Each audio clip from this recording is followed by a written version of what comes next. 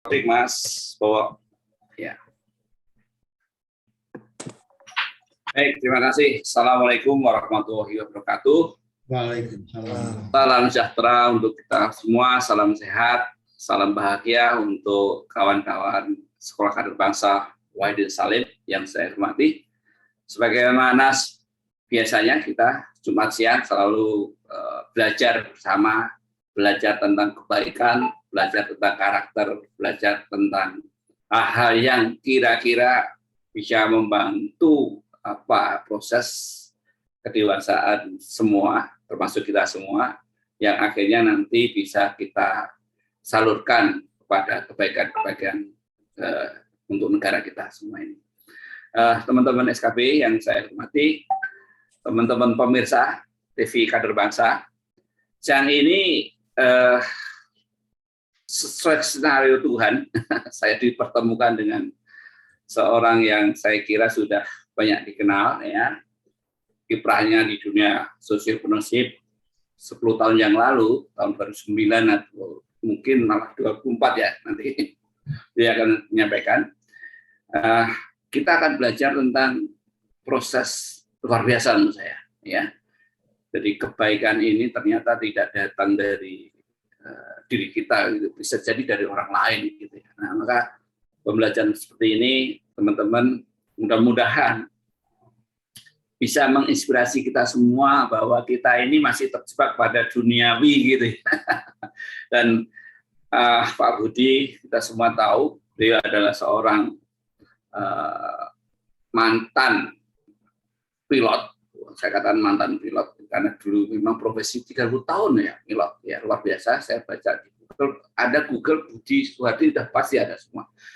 Dan yang menarik, beliau adalah salah satu orang yang mendapatkan CCN Award, apresiasi dari CCN Hero tahun 2009 karena kiprahnya di sini. Ini jadi apa? Jadi saya iri gitu sama Pak Budi ini. Kapan nih saya dapat kayak gitu kan? Dapat kayak CCN ini gimana? Itu kan sebuah pengakuan yang luar biasa, yang tidak hanya negara tapi pribadi Pak Budi pasti, saya nggak ngerti senangnya kayak apa. Dan senang ya, ini bangga. Mungkin Pak Budinya orang nggak bangga, dia yang lihat ini bangga. Nah, kemecer-kemeceran inilah yang saya kira bisa kita coba belajar dari orang yang sudah mendapatkan nilai atau mendapatkan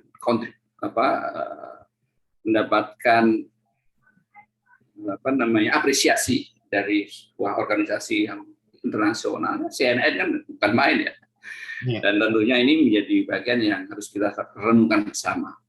Nah, mungkin Mas Heri ada yang mau disampaikan barangkali terkait ini. Ya, makasih Mas Gus, Bapak-bapak, teman-teman semua, menyenangkan bisa ketemu Mas Budi.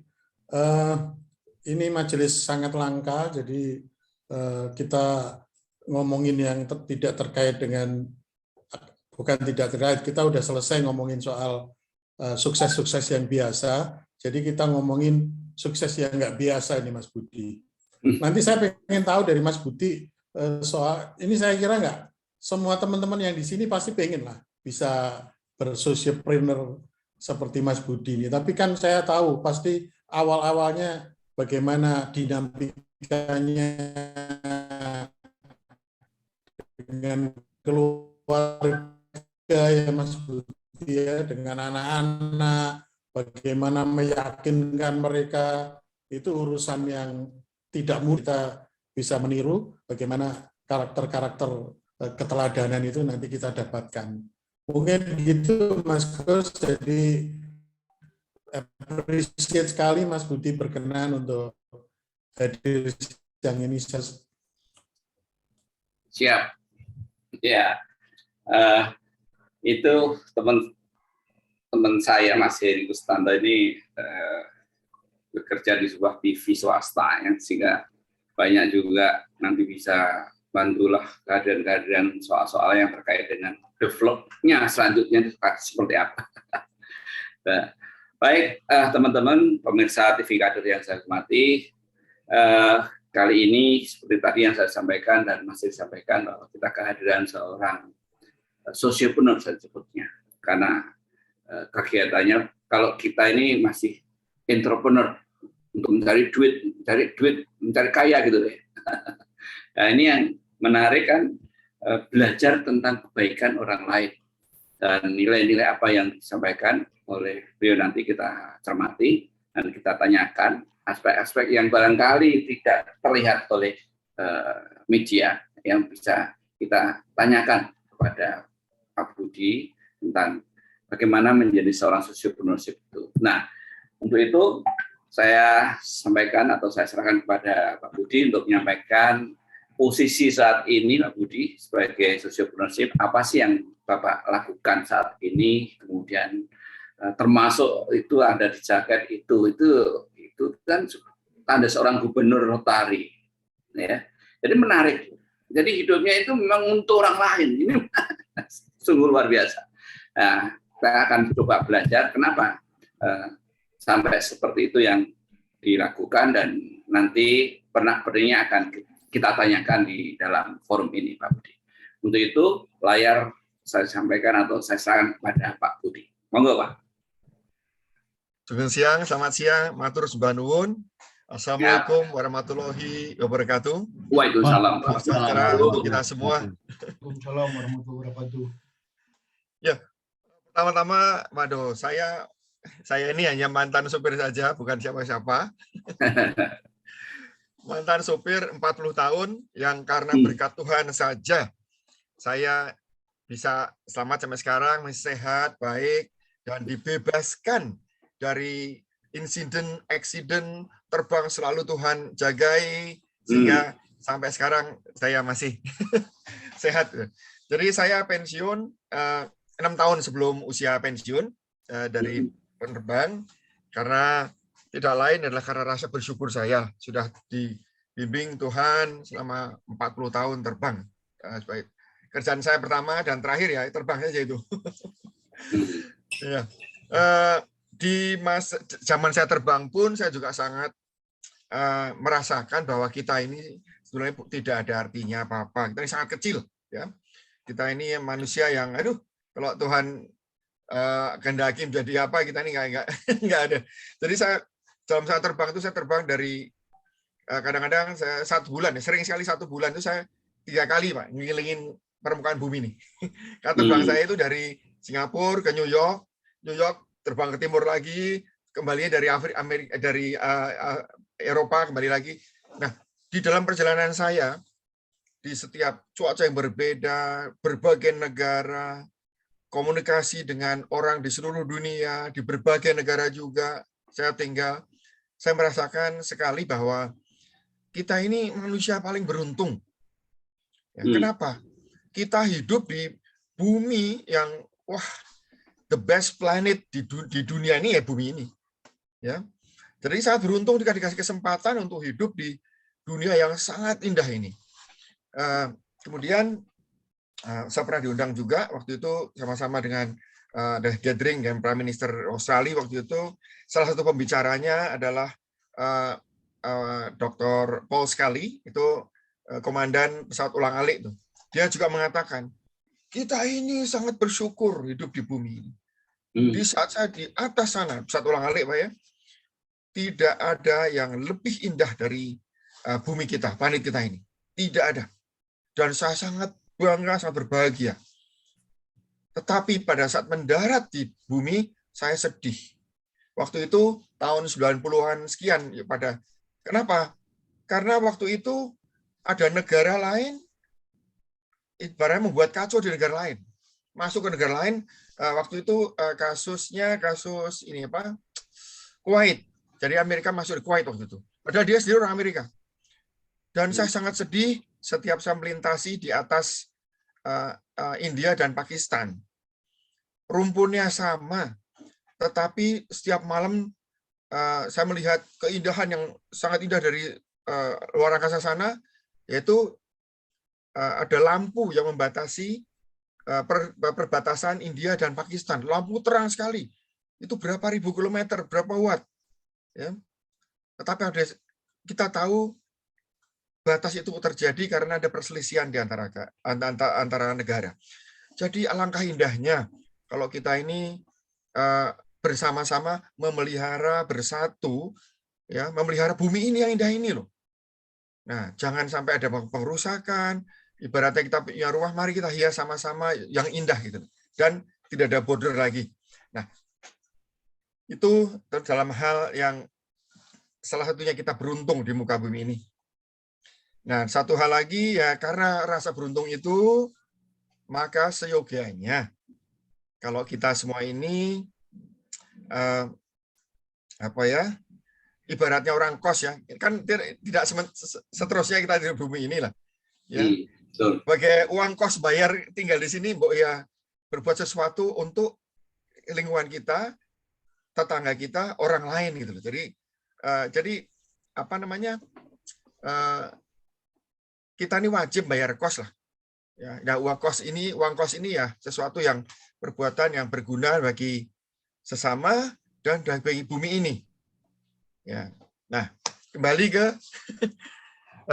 posisi saya mengapa bagaimana ya, lagi-lagi saya hanya anak kayak kampung dari Jogja, ya, pendidikan sekolah bukan sekolah ngetop sekali, biasa-biasa aja, dan kebetulan saya dikasih kesempatan lebih awal dari orang lainnya untuk bagaimana hidup susah. Waktu itu saya bilang susah. Karena pada saat umur 9 tahun, ayah saya mendadak meninggal, kecelakaan lalu lintas. Jadi kita mengalami lah kehidupan yang makan sehari sekali, ya itu kita ngalamin. Dan dari pengalaman itulah saya sekarang bersyukur kita dikasih kesempatan untuk mencoba meringankan beban orang lain. Ya kita udah seumur segini, saya rasa kita setuju makan tidak mungkin sehari 4 kali, ya. 3 kali so mungkin jarang, ya 2 kali makan sudah beruntung kita. Jadi kalau ada yang lebih, why not? Toh tidak kita bawa nantinya kalau kita kembali ke pangkuan ilahi ya. Nah, apa yang kami lakukan ini juga ini korbannya temannya Pak Edi tadi, yang di TV tadi siapa sih? Di media tadi Pak Heri. Saya ini korbannya grupnya Pak Heri ini. Oh ya. Jadi tahun 1999 saya beserta keluarga tinggal di Singapura. Waktu itu saya terbang untuk Singapore Airlines masih ya. Malam itu kami sedang bernostalgia, Pak. Bernostalgia tentang kehidupan kami di Korea Selatan, di Seoul. Waktu di Korea Selatan saya terbang untuk Korean Airlines. Nah, kami sedang mengingat-ingat masa indah kami waktu tinggal di Singapura, di Korea dan segala macam dengan cara makan malam istimewa. Semua bahan makanan saya bawa dari Korea. Dimasak, makanan, camilan, minuman yang anak-anak saya suka semua itu. Nah, malam itu juga suatu malam yang indah karena kami sekeluarga merencanakan liburan keliling dunia selama 33 hari. Dan karena pekerjaan saya sekeluarga boleh naik Singapore Airlines first class kemana saja, ya, termasuk hotel-hotel juga. Jadi malam yang indah, makan malam enak bersama keluarga ngumpul semua, mau rencanakan jalan-jalan keliling dunia. Tetapi pada saat kami makan malam, ternyata hari itu kami lupa mematikan TV, Pak.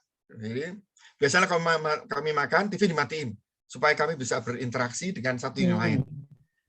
Apresiasi makanan istri, masakan istri, kasih nasihat anak, ataupun saya bisa bisa berinteraksi. Nah, tapi malam itu kami lupa matikan, dan karena itu kami diizinkan Tuhan untuk melihat tayangan televisi tentang pengungsi Timur Timur, Pak, waktu itu.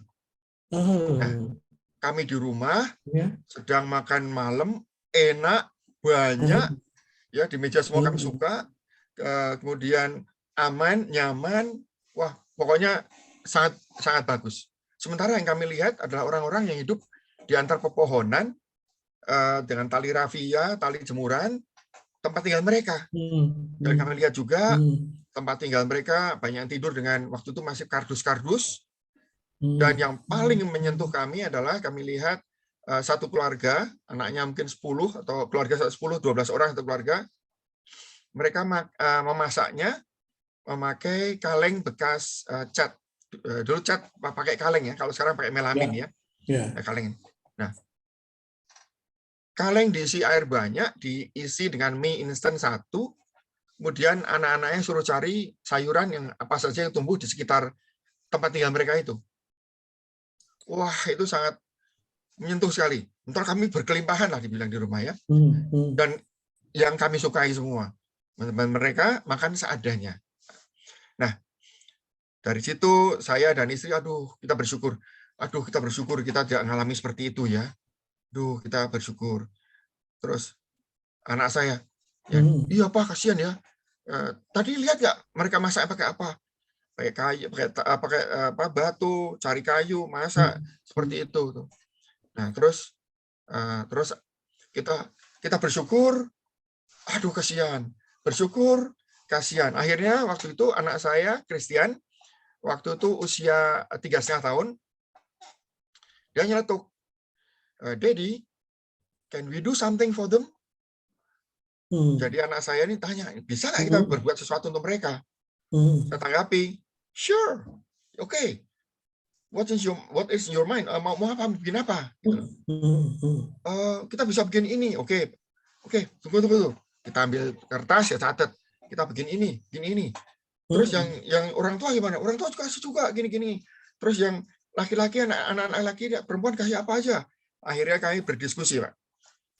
Diskusi, dan sampai akhirnya setelah makan malam itu sampai jam 11 malam, Pak.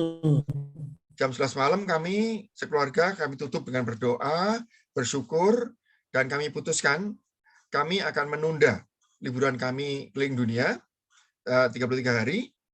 Kami ubah dengan rencana mengunjungi orang-orang yang baru saja kami lihat di siaran televisi tersebut. Jadi pesan saya, hati-hati kalau melihat televisi. Bisa merubah liburan dan jalan hidup Anda. Jadi Pak Heri ini harus diawasi, Pak. Hati-hati. Nah, dari situlah kami merencanakan dan akhirnya kami laksanakan. Kami mengunjungi pengungsi Timur Timur dengan cara yang sebisa mungkin, sebab kami belum meraksana, tidak punya kenalan, GPS belum ada, HP juga terbatas, ya, dan naik pesawat juga susah sekali waktu itu, karena zaman dulu yang ada cuma Garuda saja yang punya pesawat jet, lainnya Merpati, Buraq, Mandala, Pelita, pakai propeller semuanya. Susah sekali dapat tiket juga, ya, tetapi ya berkat Tuhan semata kami diizinkan. Pertama kali kami ke sana, kami bawa dari yang kami rencanakan tadinya 500 kg, kami diizinkan bawa dan membagikan sebanyak lebih dari 40 ton, Pak.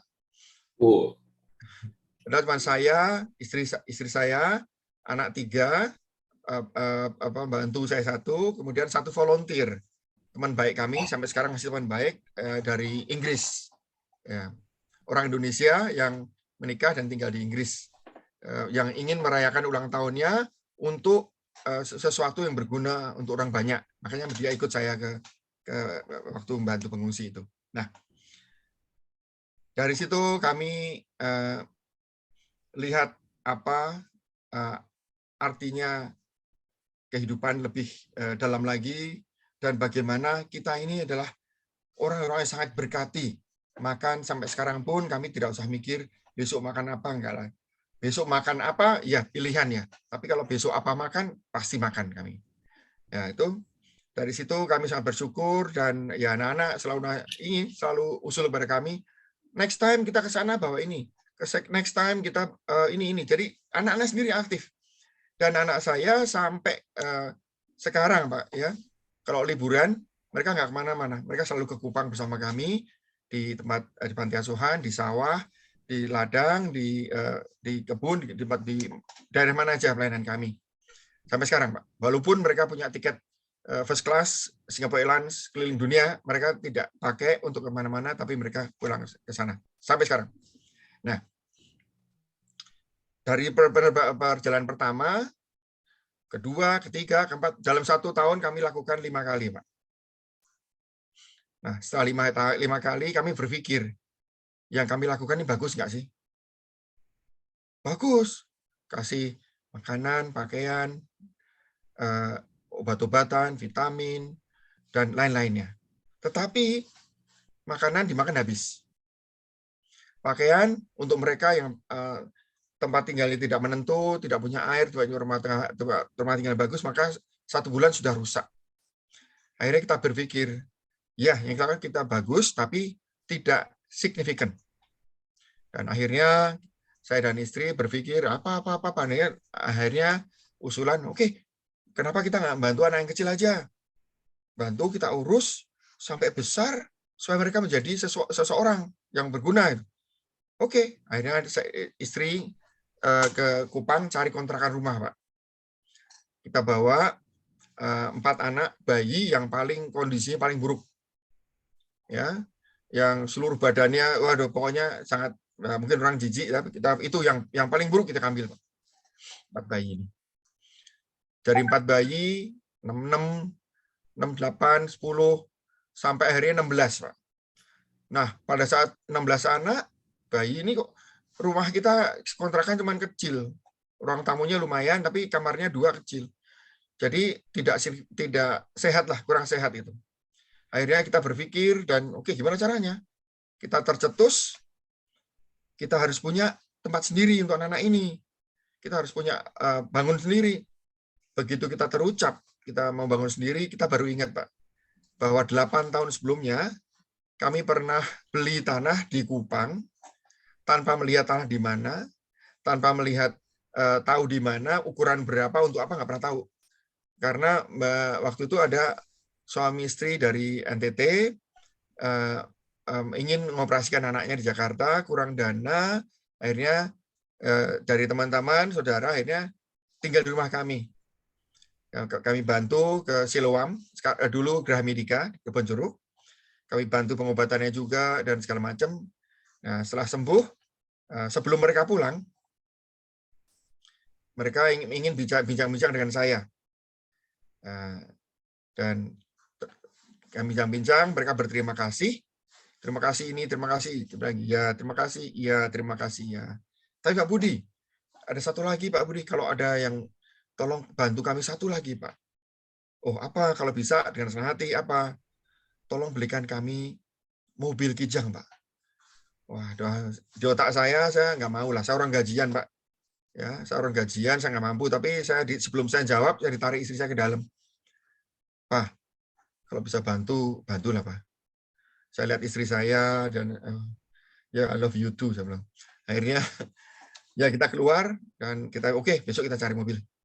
Dah, cari mobil, besoknya dapat, dan akhirnya mereka menawarkan, Pak, saya ganti dengan tanah, Pak ya. Di mana? Di Kupang, Pak. Waduh, terima kasih. Saya bukannya tidak maaf ya. Saya di Jakarta ada beberapa tanah juga yang belum tentu setahun, 2 tahun, sampai 5 tahun sekali saya tengokin, saya bilang. Jadi terima kasih, tapi nggak usah lah. Tapi pada saat setelah mereka kembali dan 3 bulan kemudian, mereka kirimkan akte tanah atas nama istri saya. Waktu sebelum berangkat mereka minta alamat, kami berikan KTP karena kami buru-buru mau kondangan. Jadi yang daripada nulis-nulis, ini kopi KTP nih, alamat lengkap, mau nulis surat lengkap adalah. Ternyata 3 bulan kemudian kita dapat surat tanah. Wah, ya udah ini pemaksaan, ya bilang ini. Ya udah kita ke Kupang, kita ke kantor pertanahan, kita cari NJOP-nya, kita bayar lunas. Setelah itu kita kembali ke Jakarta tanpa melihat tanah itu di mana. Kami baru ingat ya 8 tahun kemudian itu. Nah, ya. Dan disitulah Pak, panti asuhan kami bangun, Pak. Kami bangun di situ. Ya. Nah, sampai sekarang ya sudah bagus sekali karena dulu tanahnya itu batu, Pak, semua. Tapi sekarang kalau Bapak ke sana, rimbun, tanamannya banyak. Nah, ya dari situ terus berkembang. Akhirnya puncaknya kami punya anak asuh 178 anak. Usia sekolah kami sekolahkan. Dan sekarang sudah tinggal sedikit, Pak. Setelah 22 tahun ini, tahun 2022 ini tinggal sedikit karena banyak sudah selesai kuliah juga, banyak bekerja, banyak yang sudah jadi sarjana, jadi dokter, dari segala macam lah. Nah, di saat ini di Kupang tinggal sekitar 70-an anak, 70-80-an anak. Di Jakarta tinggal bersama saya di rumah 20 anak. Di Jogja ada 6 anak, 3 anak kelas 3 SMA, yang semuanya itu adalah bayi-bayi pertama masuk panti asuhan kami. Ya, tahun depan harus kuliah. Tahun depannya agak berat, Pak. Tahun depan saya ada 5 anak yang harus masuk kuliah, Pak. Tahun depannya lagi mungkin 2 tahun lagi, kemudian lagi lebih banyak lagi. Nggak tahu. Tapi harus kita yakin Tuhan akan ngatur segalanya. Nah, di NTT ini tidak mudah, Pak. Karena NTT adalah salah satu daerah termiskin di Indonesia. Sebab utamanya apa? Sebab utamanya adalah mereka miskin hujan, Pak. Ya, tidak ada air, Pak. Air ada nggak? Ada. Tapi kedalamannya dalam.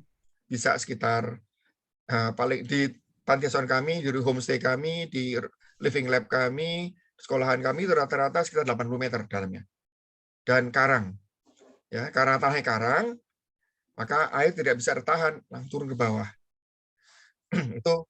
Dan di samping pendidikan juga masih kurang di sana, dan maka untuk pengembangan daerah itu tidak cepat. Padahal ya ngomong dari pengalaman sendiri aja, saya dan istri tidak belajar di sekolah pertanian. Nah, tetapi kami diberkati Tuhan, kami bisa swasembada pangan, Pak. Dari 2008 kami tanam padi sendiri, sayuran, buah-buahan, dan lain-lain, banyaklah kami bisa swasembada. Yang terakhir kami temukan cara baru, yaitu tidak sengaja, Pak. Saya beli markisa bagus, enak, dari Taiwan masalah itu. Saya coba, saya kembangkan di tanah saya yang di bukit, di gunung, bagus sekali. Jadi saya punya cita-cita dan istri, paling tidak nanti kita akan menghijaukan 3 atau 5 desa dengan markisa nantinya.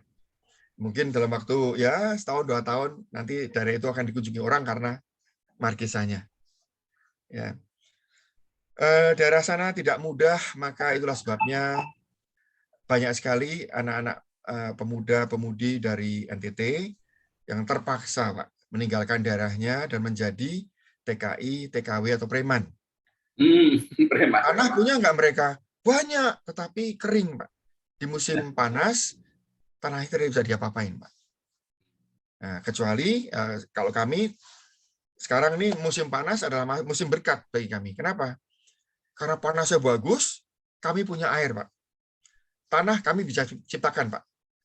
Tanah kami bikin campuran, pernah kami research, dan kami coba buat tanah dalam waktu 16 bulan, kami temukan campuran tanah yang kalau sekarang mau tanam apa saja pasti subur, Pak. Jadi bagi saya dan istri saya, musim panas adalah musim menanam dengan baik sekali. Sementara orang yang tidak punya air, lahannya itu musim paceklik. Ya, jadi dengan sentuhan sedikit teknologi, pengetahuan, semua bisa diatasi. Itu. Ya, gitu. Dan bulan lalu, ya, saya terakhir kemarin di sana saya bekerjasama dengan IPB. Saya bawa 7 profesor ke sana untuk mencoba memberi percontohan tentang pertanian, peternakan, dan perikanan. Saya harapkan dicontoh oleh orang setempat, yang mana NTT ini tingkat stuntingnya, kekurangan gizinya itu paling buruk di Indonesia. Karena stunting inilah, maka banyak sekali tenaga kerja kita potensial terburuk, karena orang stunting itu otaknya nggak penuh, Pak. Jadi simpul-simpul di otak itu nggak penuh. Dikasih pelajaran, ya mampunya segini. Nggak bisa lebih tinggi lagi, gitu loh. Nah, itulah sebabnya saya ingin bikin template pertanian perikanan ini untuk mencoba membantu mereka mengusahakan sendiri asupan gizi mereka sendiri. Ya, jangan disuapin. Kita kasih susu kadang-kadang. telur kadang-kadang, kacang hijau kadang-kadang. Asupan gizi setiap hari dibutuhkan. Nah, untuk itu, saya dengan apa yang ada di sana, dengan sampah-sampah, dengan bibit ini, bibit itu, cara tanam ini, cara itu, saya usahakan supaya ditiru oleh orang sana, sehingga mereka bisa seperti kami. Walaupun saya tidak sekolah pertanian, ternakan, perikanan, kami sudah swasembada, Pak, untuk ratusan anak. Jadi tidak ada yang mustahil kalau kita mau. Ya. Itu yang terakhir, itu di samping ya sambil saya dapat tugas tahun ini sampai bulan Juni akhir nanti untuk memimpin Rotary di Indonesia, Pak. Oh, Indonesia ya? Iya, iya. Ya, jadi ya, Rotary ini adalah organisasi sosial tertua di dunia. Tidak ada membicarakan politik, tidak ada membicarakan agama, 100% kemanusiaan. Kongres tahun depan kami akan adakan di Dubai, Pak, nanti. Nah, akan di Dubai. Dari seluruh dunia nanti orang Rotary akan datang ke Dubai nanti. Tanggal 24 bulan apa ya, lupa saya tuh. Itu akan di Dubai nanti. Ya. Saya pernah juga jadi tamu diundang oleh pemerintah Saudi waktu itu bersama 9 orang lain dari berbagai negara. Saya main ke rumah pangeran-pangerannya. Ternyata juga mereka anggota Rotary, Pak. Hebat. Gitu. Jadi dan satu hal yang luar biasa di Saudi ini, pangeran-pangeran di sana itu mayoritas, kalau nggak seluruhnya ya, mereka itu pendidikannya doktor, Pak. Orang-orang pinter loh, Pak, mereka itu. PhD ini, waduh, luar biasa. Jadi luar biasa sekali. Iya, iya. Ya, itu. Dan selama pandemi, Pak, waduh, ini pandemi, Pak, semua kita ngalamin, Pak, ya. Siap. Saya sempat nggak boleh keluar rumah oleh anak istri saya selama 15 bulan, Pak. Jadi saya di rumah, saya urusin anak-anak di rumah, ya, tanaman, dan ikan. Saya piara ikan di kolam, Pak, sama. Oke. Ya. Silakan ada pertanyaan. Baik, terima kasih, Pak Budi. Teman-teman, luar biasa. Jadi kalau bicara soal beliau tadi mendapatkan hidayah gitu ya, menjadi seorang sosiopreneur, tiba-tiba membatalkan sebuah perencanaan keliling dunia, ini luar biasa menurut saya ya. Artinya, dan itu didapatkan melalui TV. Maka hati-hati kalau sarannya jangan banyak melihat TV ya. Ngeri. Nah, teman-teman, apa yang dilakukan oleh Pak Budi ini sebuah tadi sering nyebut adalah masalah kemanusiaan, ya kan? Bukan masalah hal yang terkait dengan prestasi tertentu gitu, tapi kemanusiaan ya. Nah, saya ini agak tergelitik tadi. Apa Pak Budi seperti ini karena Pak Budi punya pengalaman susah dulu ya? Ini jadi pertanyaan loh, tapi bukan kita harus disusahkan dulu ya menjadi seorang memiliki social effort yang luar biasa gitu. Tapi tadi Beliau menyebutkan sejak usia 9 tahun ditinggalkan oleh ayah dalam kondisi ya saat itu kan senang-senangnya gitu. Jadi nyebutnya tadi kan pengalaman susah gitu ya. Nah, saya terus pikir apa kita harus susah dulu ya untuk menjadi orang muda, tapi itu tentunya tidak ya.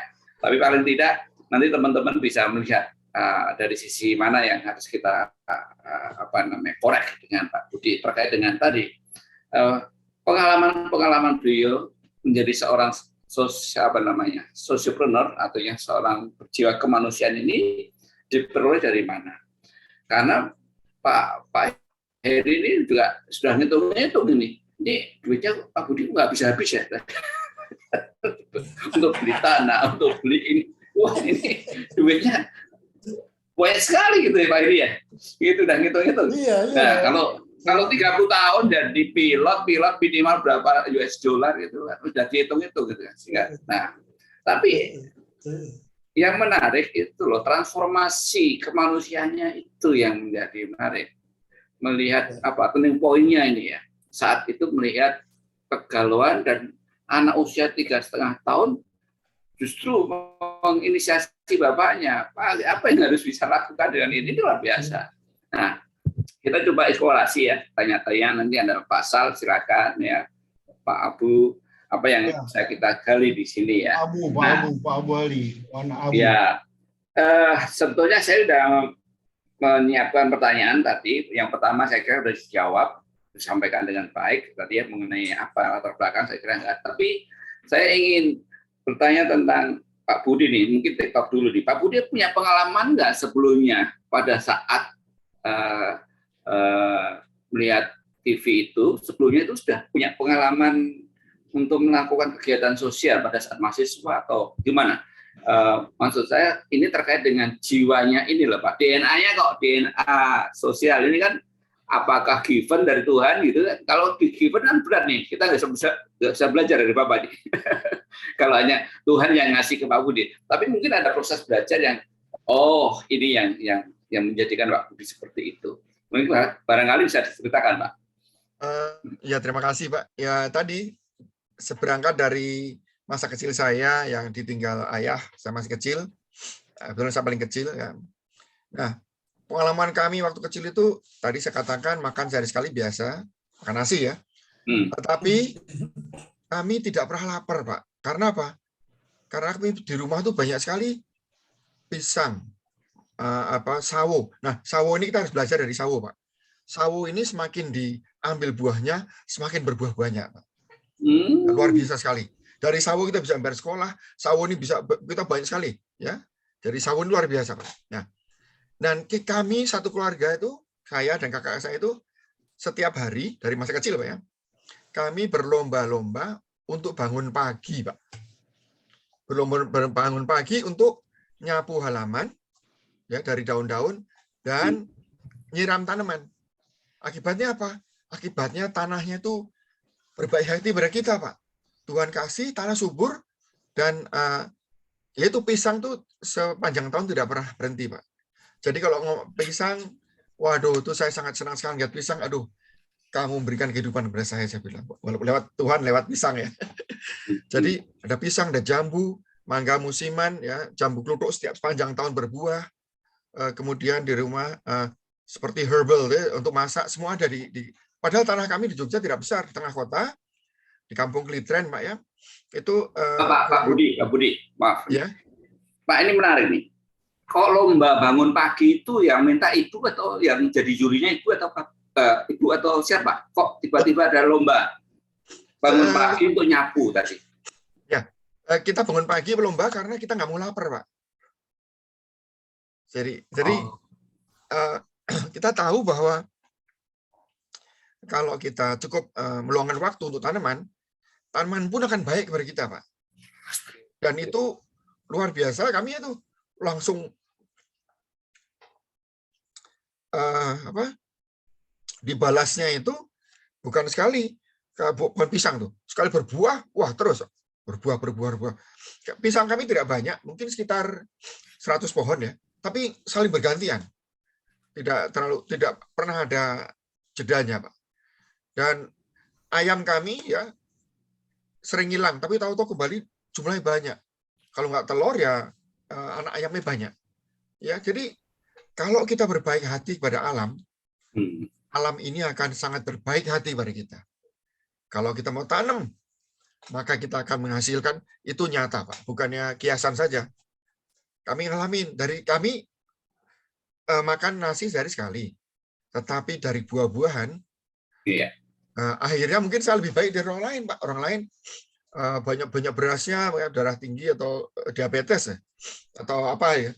Saya karena banyak buah-buahan, ya sehat, Pak. Kami nanam sayuran sendiri, semua sendiri di rumah itu, walaupun kecil, 1000 meter ya tanahnya. Ya. Nah, kebersamaan inilah yang kalau bisa kakak beradik itu harus kita galang, ya. Jangan sampai kakak beradik yang saat ini udah dewasa rebutan warisan. Aduh, bingung saya, Pak. Ya. Orang sudah kaya sekali. Contohnya lagi di Singapura itu ada si Keteng, Pak. Itu sampai sekarang anak cucunya berantem karena warisan. Memperjuangkan sesuatu yang tidak mereka perjuangkan gitu loh. Ya itu perjuangan kakek nenek mereka gitu loh. Nah, Tuhan tuh udah ngasih rezeki pada kita. akan dikasih kepada kita sesuai dengan usaha kita. Kalau kita berusaha dengan baik, kerja keras, dengan sepenuh hati, apalagi disertai dengan niat untuk membantu orang lain, maka 100% akan Tuhan ridhoi dan diberkati apapun yang kita kerjakan. Siap, oke. Ya, Mas Edi. Waduh, Mas Gus. Kayaknya udah selesai kuliahnya. Tadi udah ditutup kesimpulannya itu udah nggak perlu ditanya lagi, Mas Gus. Udah selesai itu kuliahnya, Gus. Tapi menarik ya, berbaik hati pada alam, maka alam akan memberi. Wah, luar biasa nih. Wanabu. Mulai besok saya harus pagi-pagi akan nyirami pohon di depan saya. Oh iya, insya Allah. Betul. Oke, silakan. Oke, Wanabu. Wah, Wanabu, silakan Wanabu. Bismillahirrahmanirrahim. Yes. Pak Budi Suhardi is the best in the world. Alhamdulillah, excellent, well done. Pak, ada komentar dan sekaligus pertanyaan. Komentar saya, ini jadi bahan untuk kampanye, Pak, 2024 untuk jadi calon presiden. Nah, kampanye salah satu bahannya ini gitu. Peka terhadap penderitaan orang lain. Ya kan, Pak? Nah, mudah-mudahan Bapak mau terjun ke dunia politik. Ya, yang kedua, Pak, yang saya komentarin gado-gado, Pak, ya, pakai gado-gado karena banyak buah-buahan di rumah Bapak. Sebagian orang Indonesia, Pak Budi yang budiman, masih banyak orang malam-malam itu bertanya besok makan apa. Itu banyak jumlahnya, Pak. Sedikit yang berbicara besok siapa yang saya makan.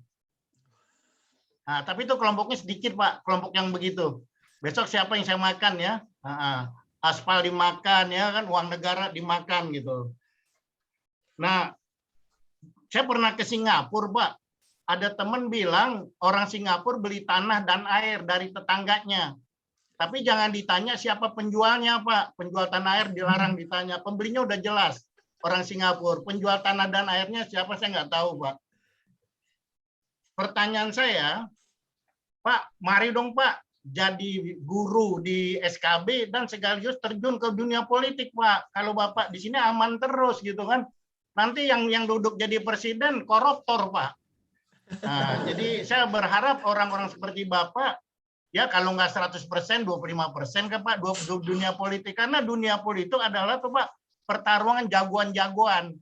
Nah, kalau di tempat Bapak, ya cukup bagus lah Pak ya, menyenangkan gitu. Betapa enaknya jadi orang seperti Bapak. Enak banget berilmu. Bapak tuh orangnya enak gitu, orang berilmu. Tapi begitu Bapak terjun ke dunia politik, saya nggak ngerti Pak. Apa besok Bapak masih ada di rumah atau besok Bapak ada di nggak tahu di mana. Karena istri Arif Budiman pernah bilang, Bapak kenal Arif Budiman yang dari Solo, itu istrinya pernah bilang seperti ini Pak kalimatnya. Kalau di Amerika, suami saya tidak pulang malam, saya nggak khawatir karena dia ada di perpustakaan. Nah, tapi kalau ada di negerinya Pak Kus Pak ya. Nah, kalau dia nggak pulang malam tuh adanya di mana Pak? Di Mabes. Nah, pertanyaan saya, Pak, apa konsep kita ini masih menderita, Pak? Kita banyak sekali penderitaan, terutama penderitaan tentang pendidikan. Pendidikan kita ini menderita, Pak. Usia 76 tahun, masih banyak internasional. Jangan ditanya enak, Pak. Jangan ditanya presidennya, dosen aja, Pak. Banyak dosen belum bisa berbahasa Inggris dengan lancar seperti Bapak. Jangan ditanya lagi Pak, presidennya Pak. Nggak boleh, karena banyak pertanyaan nggak boleh ditanya di Indonesia, kecuali kalau Bapak ada di angkasa. Indah sekali pertanyaannya. Sekian Pak, bagaimana konsep Bapak tentang menangani dunia pendidikan yang di Indonesia, karena hasil pendidikan nanti anggota DPR-nya tidak koruptor. Terima kasih. Terima kasih Pak. Bismillah juga, saya ingin coba jawab. Kita ketahui Pak, bisa ditanyakan ke Dikti ya. Saat ini Indonesia baru bisa mendidik anak bangsa sampai lulus SD, Pak. Percaya nggak, Pak? Ya. Di Indonesia saat ini ada SD, Pak. Kurang lebih 141.000 sekolah SD. SMP-nya, Pak, kurang lebih 39.000 saja, Pak. Jadi setiap tahun ada lulusan SD dari kurang lebih 100.000 sekolahan tidak punya tempat untuk SMP, Pak. SMA-nya sekitar 29.000, Pak. Fakultas bisa dihitung. Nah, inilah makanya paling bagus saat ini adalah menggalakkan didirikannya sekolah kejuruan, Pak. Ya, supaya mereka yang tidak tertampung secara akademis, tetapi tertampung untuk dididik secara keterampilan. Vokasi ya. Vokasi. Nah, untuk itu saya mulai dari saya sendiri, Pak. Saya di panti asuhan di sebelah kami ada TK, Pak. TK gratis dari tahun 2013. Karena COVID berhenti. Nah, saya pikir-pikir lagi, saya ingin sekali membuat TK itu menjadi SMK, Pak.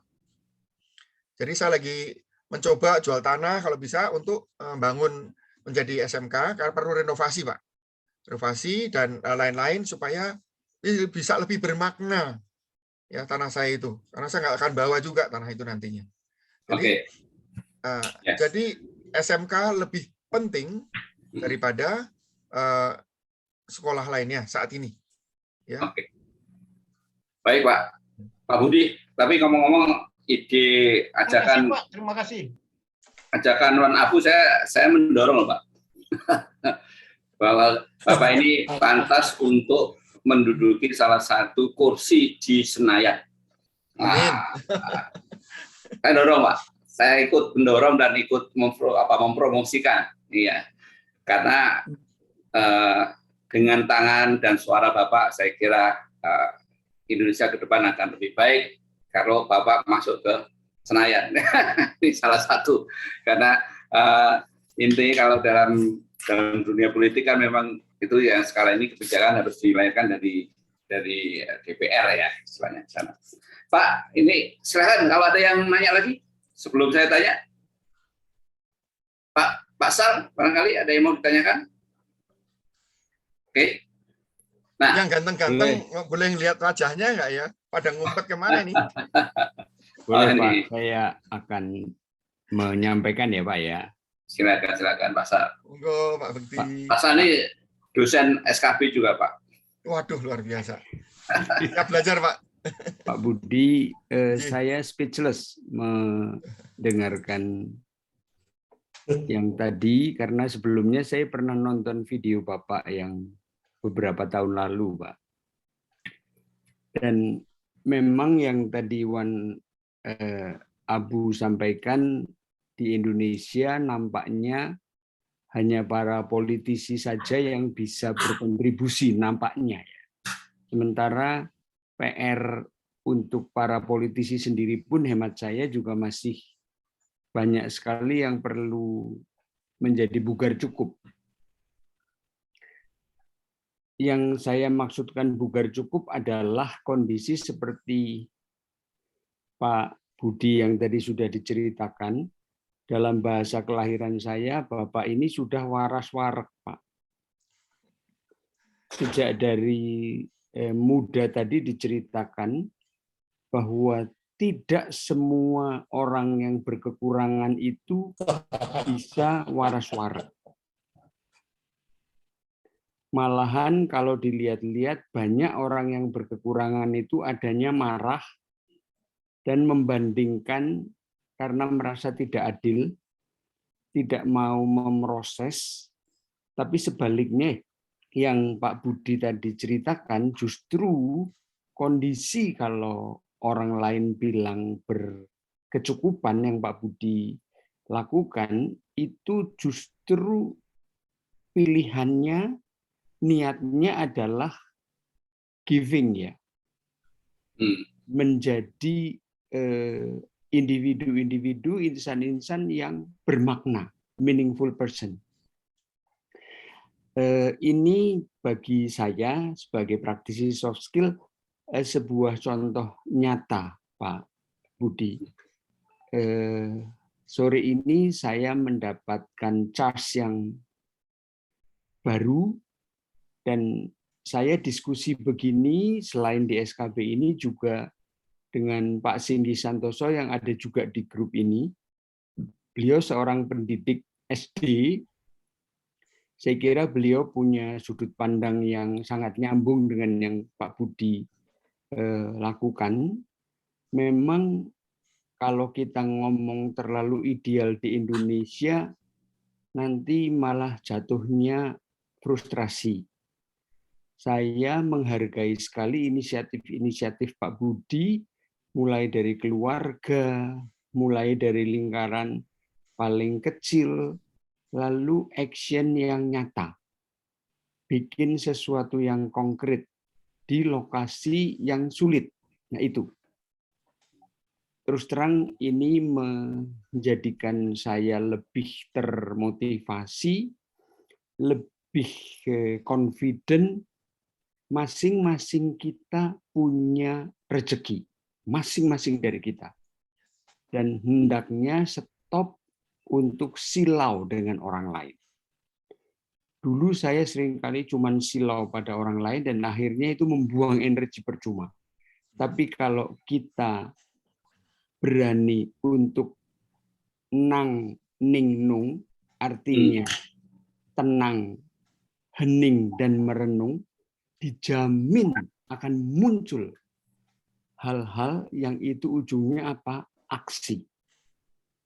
Aksi dan kerja nyata. Tadi kita mendengar sekali bagaimana Pak Budi bercerita perjalanannya sangat panjang dan ini saya yakin tanaman-tanaman yang Pak Budi tancapkan itu terus ada yang berbuah, ada yang tukul lagi, ada yang tumbuh baru lagi, dengan varietas yang macam-macam. Semuanya bugar cukup. Problem, sudah barang tentu banyak. Tetapi keyakinan tadi berdamai dengan Raja Alam Semesta, itu sebenarnya kunci. Nah, saya berterima kasih banget Pak Budi, sore hari ini mendapatkan afirmasi ya Pak, menguatkan saya dan mendukung saya. Dan pada kesempatan ini saya memohon kawan saya Pak Singgih juga untuk memberikan sudut pandangnya setelah tadi kita mendengar dari Pak Budi ini. Mas Singgih, apakah berkenan Mas Singgih? Mungkin Pak Gus bisa panggil Pak Singgih. Ada Pak Singgih kok. Ada yang di situ. Ya. Singgih monggo loh Pak Singgih. Pak Singgih ini banyak ilmunya nih. Iya, banyak. Ya, sebentar. Kayak Yujun juga nih. Bentar ini parkir motor gitu. Bentar. Baru pulang.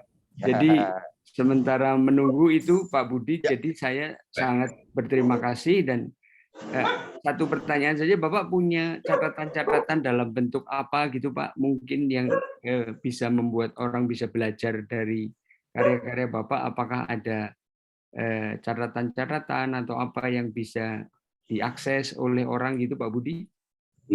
Matur nuwun Pak Bakti. Ya sebetulnya catatannya harusnya ada, cuman hilang Pak. Jadi dari 2003 saya bikin website. Tapi websitenya tuh saya nggak boleh bayar. Jadi teman saya dari Denmark ngasih domainnya. Oke, kamu pakai domainnya seumur hidup saya yang bayarin.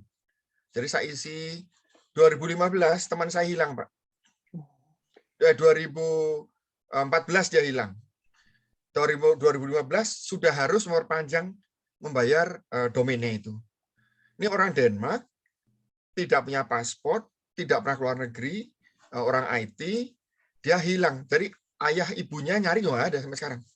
Masya. I'm sorry. Iya, jadi akhirnya saya kontak Google segala macam tidak bisa saya akses itu lagi dan hilang. Jadi sebetulnya banyak sekali Pak perjalanan yang. Tahun berapa hilangnya Pak? Maaf, tahun berapa? 2015. Ya, www.rotary.org itu hilang Pak. Nah sekarang yang ada, tapi domainnya juga di sistemnya baru. Terakhir saya update itu mungkin 2 tahun yang lalu. Saya tidak punya akses. Saya baru punya akses lagi, tapi saya belum tahu kalau dia bisa membantu saya untuk membuat pertama kali entry lagi untuk websitenya. Terima kasih sekali. Jadi ada www.roslin Orphanage, ROSLIN Orphanage id.id. Itu ada. Tapi tidak sebanyak yang hilang, Pak. Itu ada. Baik, Pak Budi. Ya, ini waktunya biar ini efektif ini. Pak Budi, sebelum nanti saya serahkan ke Pak Singgi ya, biasanya punya perspektif yang menarik ini Pak Singgi. Saya ingin menanyakan dulu nih soal fundraising. Dalam pengelolaan ini, Bapak menggunakan fundraising sistem atau pendanaan pribadi, Pak, dalam kaitannya dengan semua aktivitas yang Bapak lakukan.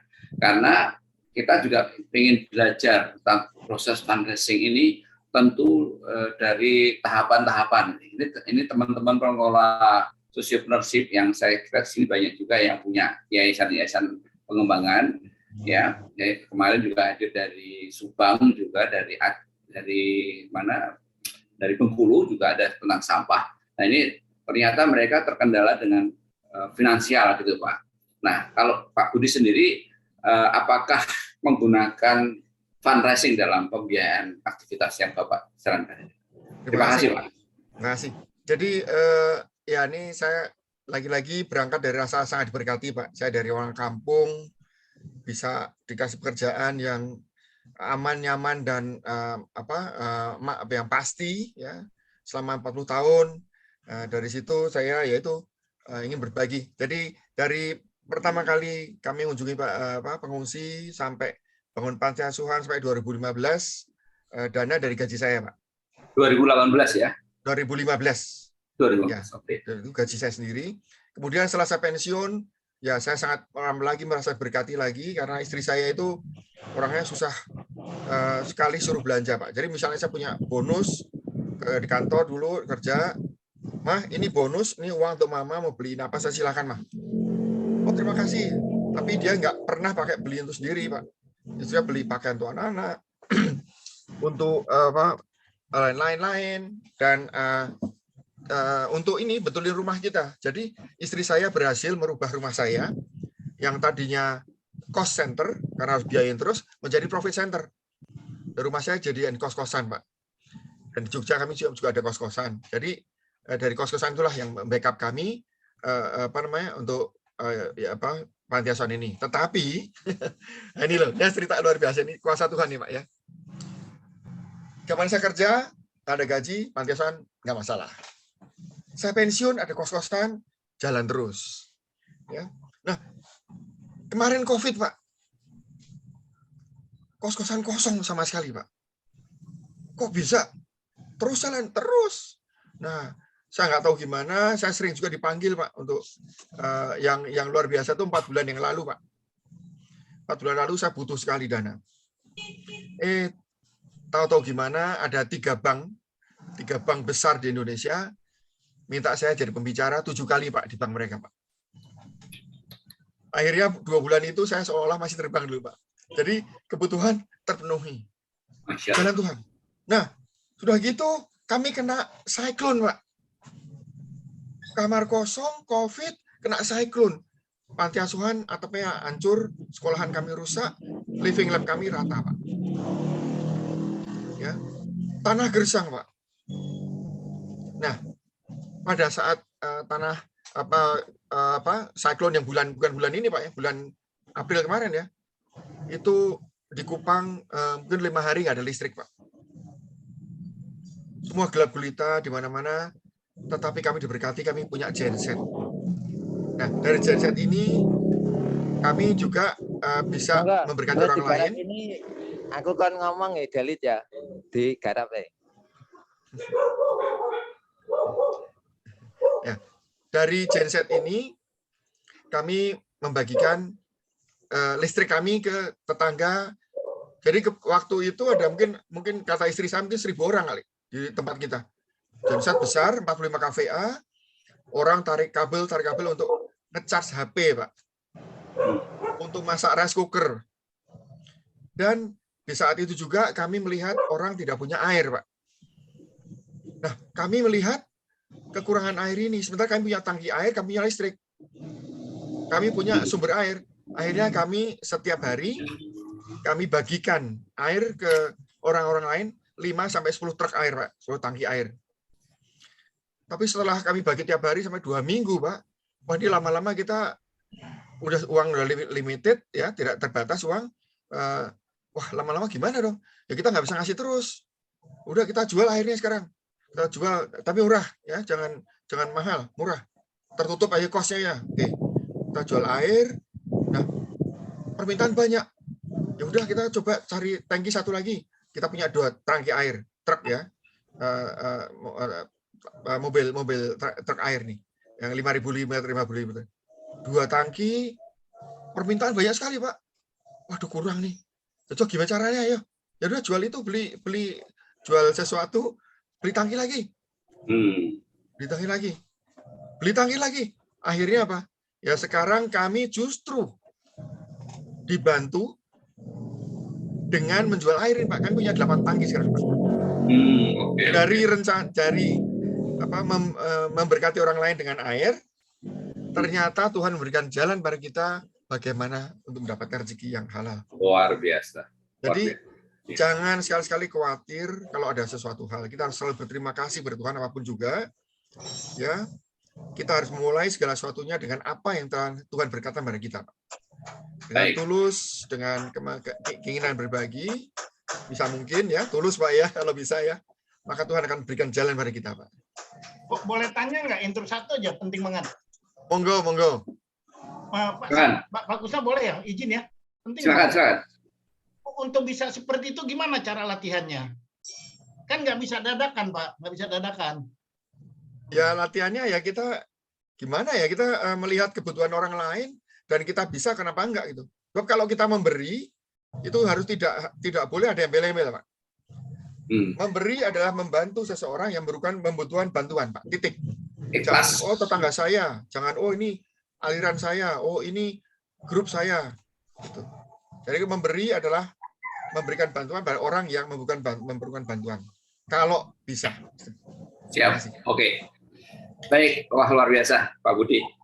Nah, silakan Pak Singgi, ada yang mau disampaikan dalam sesi ini terkait dengan apa yang disampaikan Pak Budi, Pak Singgi. Oke, terima kasih. Maaf sebelumnya ya, tadi di perjalanan karena ini saya ke rumah teman, dia menemukan suatu teknologi sederhana karena dia berpikir kritis bagaimana bahan bakar bisa dihemat. Lalu dia membuat teknologi bagaimana dengan air yang diuapkan bisa menghemat bensin. Nah, ini sedang proses bagaimana motor saya yang dipasangi alat itu dengan bantuan air yang diuapkan sehingga menghemat. Ini sedang dalam proses ya. Ini satu penemuan baru. Maaf ini tadi agak tidak lengkap, tetapi saya sudah mendengarkan Pak Budi bagaimana dia digerakkan ya, digerakkan untuk peduli kepada semesta. Ini yang luar biasa ya. Karena level ini bukan sesuatu yang apa ya, serta-merta tadi dikatakan Pak Budi, ini prosesnya panjang ya. Bahkan yang namanya kebutuhan hidup akan jaminan masa depan di Jogja punya kos, di sana ada, itu wes dipersiapkan dengan luar biasa. Ternyata ada COVID pandemi yang membuat Pak Budi juga berpikir ulang. Tetapi saya melihat Pak Budi itu memiliki niat yang kuat. Justru di saat pandemi dia itu bergerak untuk peduli lagi. Nah, ini hebatnya. Ini merupakan motor penggerak yang kalau kita mencoba membangun karakter seperti Pak Budi ini ya, tidak akan kehilangan akal ya, cerdik dan pandai ya. Tetapi di situ memiliki spirit yang perlu kita kembangkan, kita besarkan ibaratnya itu. Kalau tanpa itu pasti Pak Budi sudah berhenti karena dari hitung-hitungan nggak masuk, dia menggunakan dana pribadi untuk umum. Nah, ini sudah hitungannya berbeda.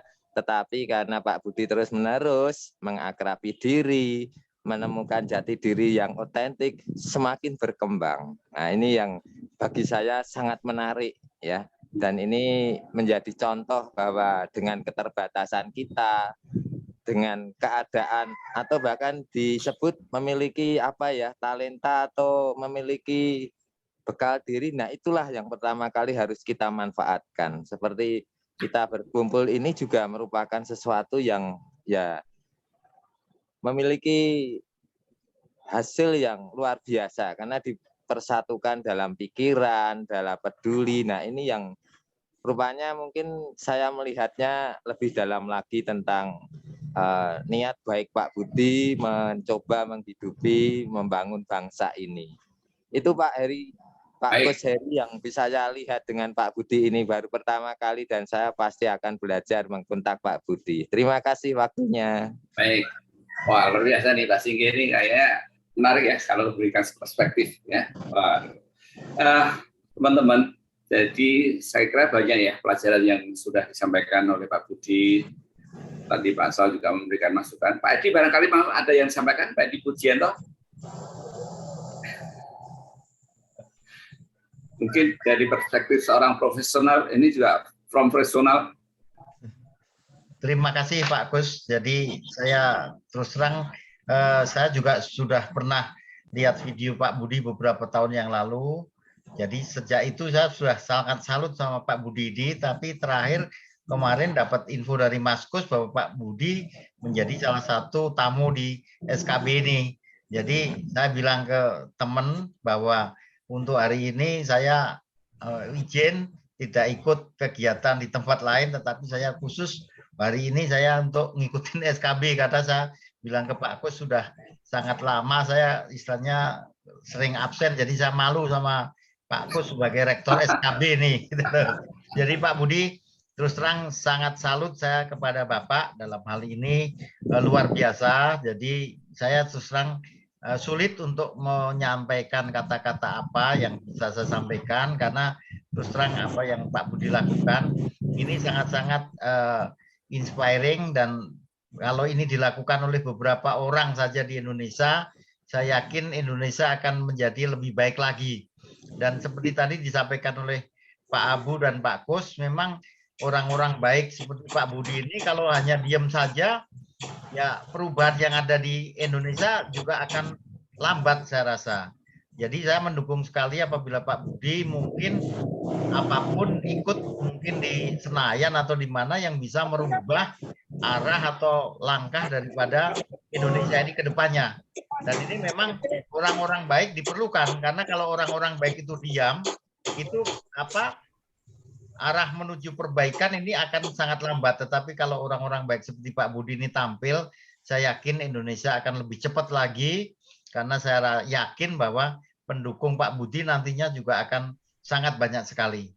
Itu Pak Kus yang bisa sampaikan. Terima kasih. Terima kasih Pak Edi. Wah, ini sudah 3 orang nih mensupport. Pak semuanya saya kira nanti akan support ini, karena memang betul Pak Budi. Jadi kita perlulah lokomotif yang betul-betul ikhlas dalam menjalankan kepemimpinan di negeri ini gitu ya. Kita baru kemarin juga ada yang ketangkep lagi, Masya Allah kan gitu. Kita ada ini kalau DPR RI diisi oleh orang seperti Pak Budi, saya kira rasanya nyaman itu ya, kita tenang, aman gitu ya. Pak Singgi, silakan gitu ya. Nah, monggo, gini, jadi teman-teman, saya kira karena waktu juga ya, kita tinggal 10 menit, tapi paling tidak begini, saya ingin minta pandangan Pak Budi ini tentang pendidikan karakter di Indonesia. Dengan pengalamannya di luar negeri, kemudian kapasitasnya sebagai seorang sociopreneurship tadi sudah berjalan dengan bagus. Saya kira banyak hambatan, banyak tantangan, dan banyak pengalaman yang dilakukan Pak Budi dalam rangka membangun karakter ini. Saya kira inilah sebetulnya SKB itu kan mencari atau melahirkan sosok-sosok seperti Pak Budi kan begitu. Nah barangkali mungkin Pak Riyadi sebelum Pak Budi menjawab akan ada yang disampaikan Pak Budi. Pak Riyadi silakan loh. Di tempat saya sudah azan barusan, jadi saya ingin izin. Oh gitu, oke. Ya Pak Riyadi, terima kasih sudah berkenan hadir. Jadi Pak Budi, saya ingin bagaimana dari Pak Budi kacamata Pak Budi dalam pengembangan karakter di Indonesia, karena memang ini nggak mudah. Jadi proses seperti apa ya sehingga melahirkan Budi Suhardi yang tidak hanya 1, 2, tapi minimal ada jutaan gitu ya. Ini yang kira-kira punya konsep lah Pak, apa yang bisa Bapak sampaikan kepada kami tentang bagaimana proses membangun karakter, khususnya karakter kemanusiaan yang Bapak miliki, ini bisa di-share, tapi juga orang bisa menjalankan begitu ya. Artinya punya pandangan nggak Pak, barangkali dari Pak Budi? Silakan Pak Budi. Terima kasih. Luar biasa sekali ini pertanyaan yang saya juga ingin sekali sebetulnya bicara dalam hal itu. Indonesia ini banyak orang baik, Pak. Orang hebat banyak, Pak. Tetapi kita ini terlalu sporadis. Apalagi kita ini masih kadang-kadang kesannya mengkotakkan diri sendiri. Indonesia harus mempraktekkan yang namanya universal values, Pak. Ya. Seutuhnya kita bersyukur kita dikasih kesempatan hidup di dunia ini, di tempat planet yang paling indah ini, punya rasa kebersamaan untuk memeliharanya, termasuk dalam berinteraksi, Pak. Kita harus pelihara hubungan kita dengan orang lain, Pak. Kita ini membutuhkan orang lain, Pak. Bapak gelarnya profesor, doktor, nggak keruan panjang, Bapak membutuhkan petani, Pak, untuk nanam padinya. Petani kerja keras kalau sakit butuh dokter, Pak. Ya, dokter butuh yang lain lagi. Si ini butuh lagi. Kita ini di dunia ini sudah sepatutnya mempraktekkan kebersamaan yang sejati. Kebersamaan yang enhancing others, sebab dengan kita memperbaiki orang lain, sebetulnya kita memperkuat diri kita sendiri. Kita suka baik, karena lingkungan saya baik semua. Nah, untuk itu, satu hal yang harus kita lakukan adalah lead by example, Pak. Nah, saya... Excellent. Yeah. Nah, saya ini, kalau nyuruh anak-anak untuk nyangkul, Pak, ya, saya pegang cangkul sendiri, Pak. Saya pegang cangkul, saya nyangkul. Anak-anak lihat, Pak, Bapak cangkul. Mereka datang sendiri, akhirnya, Pak, sebelah mana, Pak? Saya sebelah mana, Pak? Oh, sebelah sana. Jadi bukannya, ayo, tapi kita sendiri harus maju dulu, Pak. Termasuk istri saya. Kalau Bapak dengan istri saya, mungkin saya sama istri saya kalah terus, Pak. Ya. Mungkin Bapak sama istri saya lebih kalah lagi dalam hal kerja kebun, Pak. Saya kerja kebun dari pagi sampai pagi, Pak. Udah urusan tanaman, istri saya, waduh, itu dari pagi sampai pagi. Ya. Dan tadi malam saya nyusun bahan bicara tadi sampai jam 4 pagi. Saya jam 7 bicara tadi, bahannya baru saya jam 4, Pak, tadi. Ya, terus tadi jam 10 saya bicara lagi di sekolah saya lagi tadi. Nah, anyway, kita ya saya merasakan waktu saya sudah terbatas, Pak, ya. Kalau bisa waktu kita lebih bermakna, baik lagi. Langkah lebih baik, ya, Pak, ya.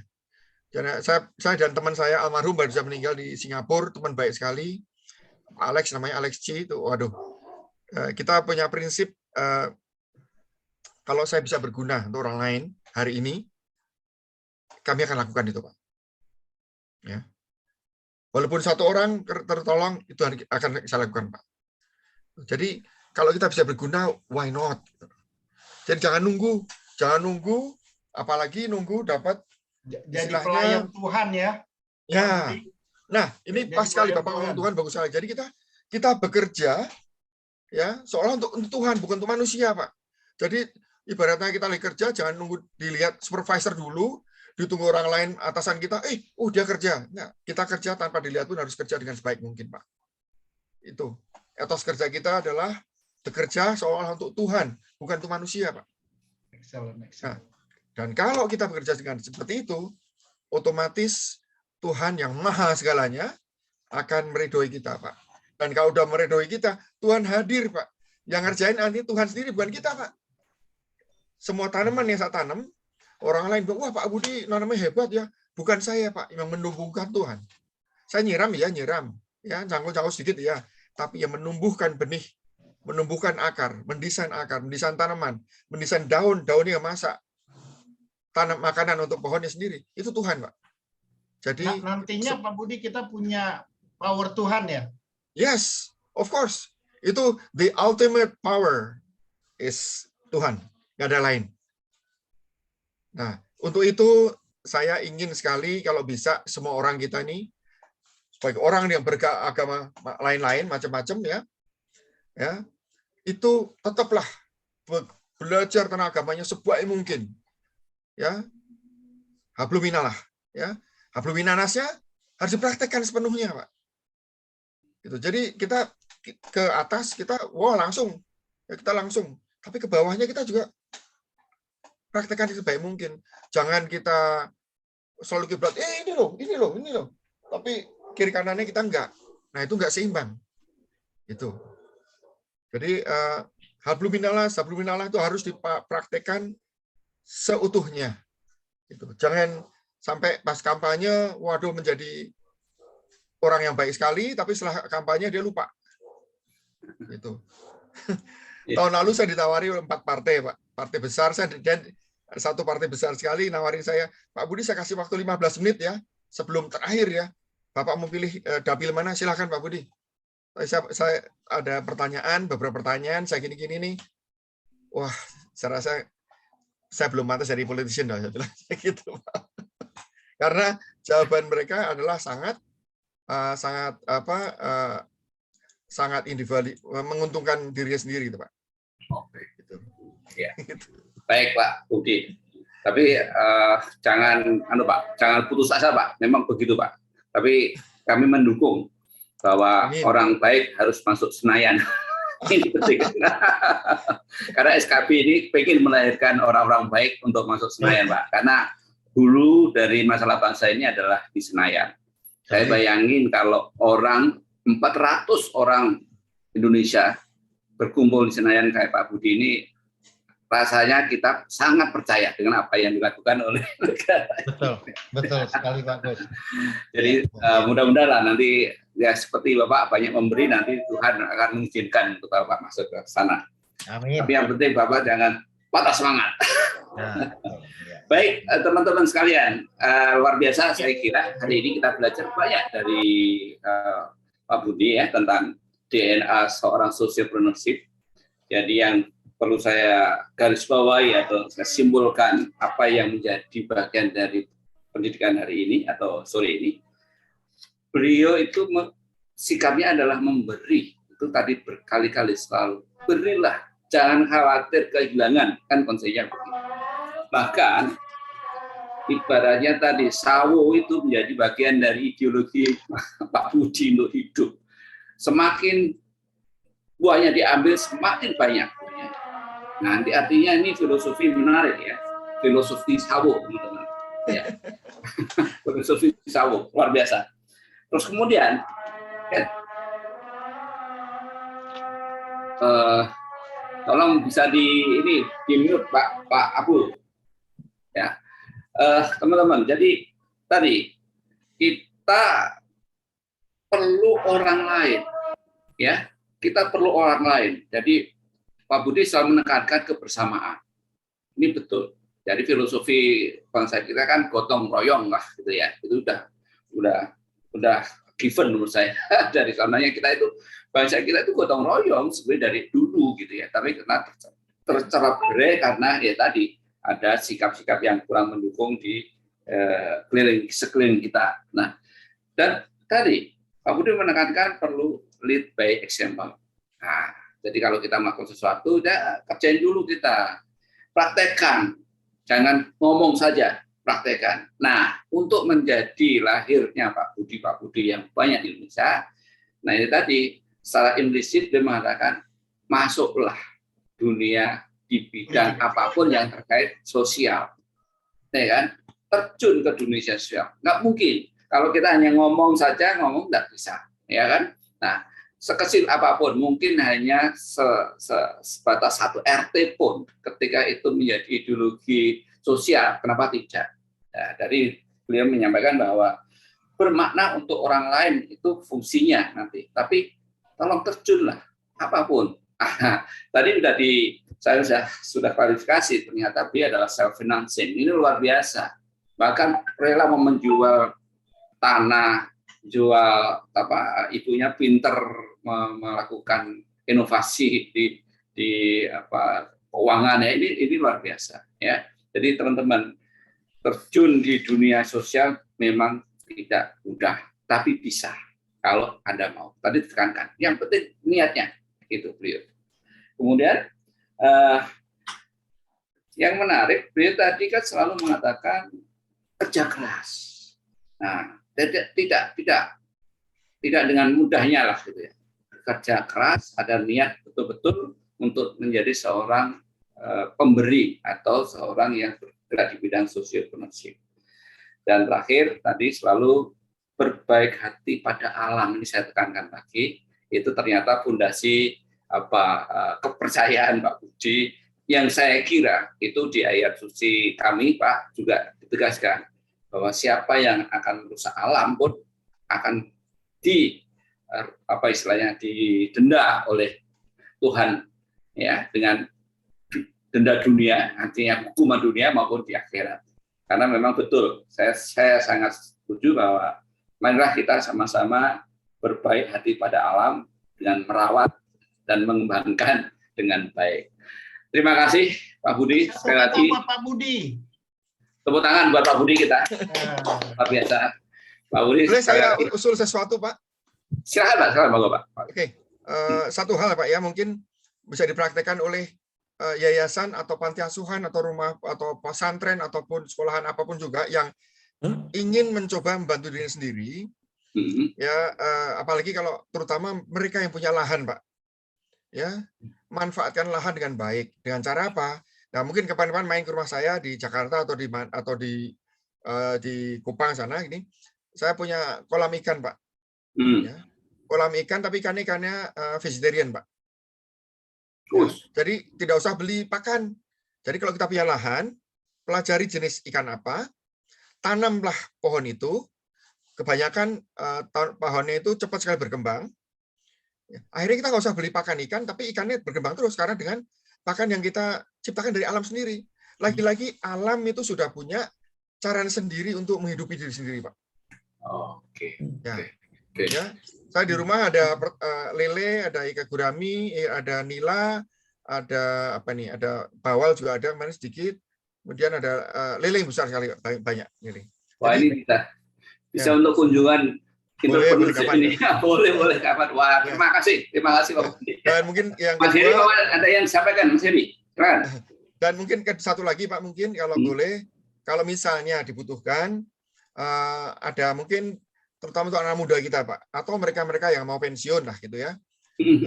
Kasih saya waktu mungkin 1,5 jam, saya akan berikan paparan, itu akan bisa menjawab banyak pertanyaan yang belum terjawab oleh mereka sendiri Pak. Jadi hidup ini nggak perlu khawatir, ya asal kita mau, gitu loh. Ada ini Pak, ada paparan bagaimana Tuhan itu mengatur jalan hidup kita, asal kita mau, gitu loh. Wah, terima kasih, ini informasinya sangat aktual dan sangat menarik buat saya karena bisa saya ajak. Mas Heri, ada yang mau disampaikan? Sangat mencerahkan, Mas Budi, sangat mencerahkan, dan gak banyak orang yang berani kayak Mas Budi. Mas Budi memang tipe hero, Mas Gus, tipe bernyali. Cuman tadi saya di awal belum nangkep gini, kok rasanya sama istri nggak ada masalah, Pak. Jadi ini cocok sama istrinya juga nggak keberatan berhenti dari pilot. Saya dengar tadi. Jadi ini istrinya juga luar biasa. Behind the great man ada great woman di situ. Jadi terus terang saya nggak ada apa-apa dibanding istri saya, Pak. Istri saya lebih keras lagi, Pak. Istri saya lebih bekerja keras lagi, Pak. Oke. Jadi kita kadang-kadang secara pribadi, Mas Gus, justru kita tidak mudah dalam meyakinkan secara internal, bukan eksternalnya. Karakter seperti itu bahwa memang benar bahwa sebelum menjadi pasangan itu memang juga harus rupanya harus meneliti karakternya dulu, Mas. Loh, itu serius loh. Pertanyaan yang serius itu. Jadi memang kalau mau jadi politikus, cari istri yang juga bisa memahami politikus, kan gitu. Kalau cari DNA-nya sosial harus cari sih. Tapi itu mungkin Pak Budi sudah diberikan oleh Tuhan. Itu setelah jadi orang baru bisa mencari, waktu itu kan kepepet. Iya. Baik, terima kasih luar biasa sore ini. Saya banyak sekali Terima kasih Pak Budi, mendapatkan dari Pak makasih. Budi Terima kasih langsung sekali. ya. Terima kasih. Thank you, Terima kasih sekali. Dan mudah-mudahan kapan-kapan kita undang lagi nih Pak Budi untuk pencerahannya. Jangan kapok. Kita ke Saya rumah kira Pak itu. Budi. Kita ke rumah Baik, Pak Budi. teman-teman pemirsa TV Kader Bangsa yang saya cintai, demikian rangkaian kuliah Jumat siang bersama Pak Budi Suhardi, seorang kapten pilot yang akhirnya memberanikan diri menenggelamkan dalam dunia kebaikan di NTT. Ini kita juga sangat luar biasa. Saya terinspirasi sekali dengan berbagai macam kalimat-kalimat pendek yang Pak Budi sampaikan tadi, dan ini mencerahkan sekali. Dan mudah-mudahan teman pemirsa TV Kader juga bisa menjadi pandangan kita lah. Ini kalau Pak Sal itu kaca, ini menjadi kaca penggolok kita gitu ya. Oh, ginilah orang baik itu orang yang bisa menularkan nilai-nilai ya. Bahkan kita sendiri tadi sampaikan jangan sampai anak kita bertengkar karena warisan gitu ya. Waduh, Masya Allah. Gitu ya. Baik, pembelajaran yang sangat luar biasa. Terima kasih. Saya kira sore ini saya akhiri dengan perkataan alhamdulillah. Assalamualaikum Foto bersama dong, foto wabarakatuh. bersama Pak Budi. Oh gitu, boleh dong, boleh. Buka dong kalau bisa. Silakan. Mas Bobo di foto ya. Ya Pak. Oke. Ada yang bisa buka, Pak Silvi, Mas Yuli? Ya.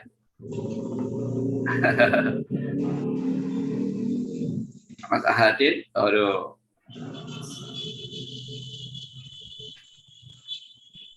Oke. Dalam hitungan 3. Ya. 1, 2, 3. Oke. Oke, terima kasih. Terima kasih. Terima kasih. Thank you. You are the best, Pak Budi. You are the best. Ya, terima kasih. Mantan sopir saja, Pak. Luar biasa. Oke, terima kasih. Assalamualaikum. Terima kasih. Waalaikumsalam warahmatullahi wabarakatuh. Mantap. Mantap, Bang. Banyak ini bahannya. Luar biasa. Dapat banyak ilmu. Iya, Mas Gus. Iya. Mas Gus. Ya, ini saya kadang-kadang malunya begini, Pak Yang kayak gini Budi. kenapa nggak bisa ke Senayan, Bang ya? Bukan, saya tuh malunya kan seperti ini. Kadang-kadang saya mikirnya pasti lebih banyak dari biasanya gitu kan.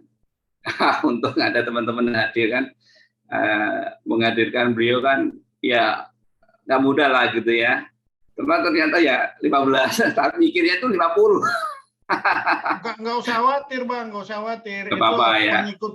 Pengikut tokoh-tokoh dunia tuh sedikit, Bang. Iya. Nanti nggak usah khawatir. Ini pasal kan selalu mengingatkan.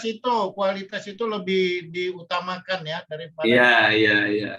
Dan Ya cuma itu tadi, saya kan TikToknya itu takut tadi nggak, ya kalau nggak ada yang lihat